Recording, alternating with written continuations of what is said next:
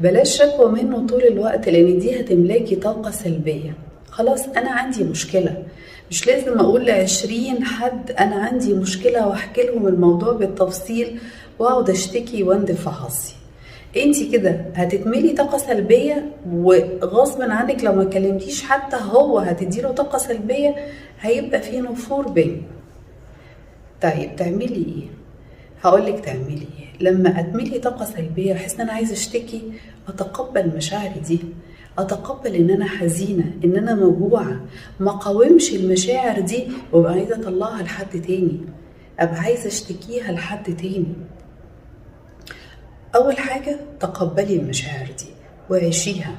عايزة تعيطي عيطي لوحدك، اقعدي عيطي وقرري انك هتطلعي من الاوضه. خلاص هديت، بعد ما عيطت هديت، مش محتاجه بقى احكي لحد تاني واعيط تاني واحكي